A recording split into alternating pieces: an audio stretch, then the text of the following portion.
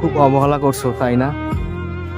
একদিন হঠাৎ করেই মরে যাব, তুমি টেরও পাবে না।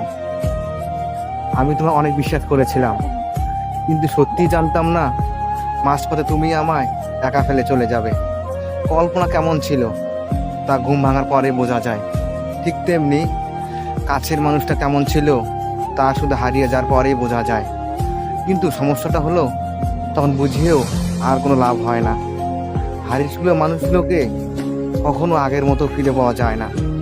যে চলে যায় সে আর ফেরে না।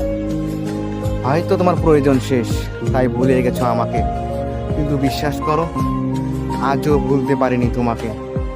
তুমি খবর দিও আমায় যদি কান্না আসে তোমায় অন্য কারো অবহেলায়। সত্যি আমি ভালো নেই, ভালো থাকার অভিনয় করছি মাত্র। আজ আমি সত্যিই খুব ক্লান্ত। কিছু সুখ আসে ক্ষণিকের জন্য,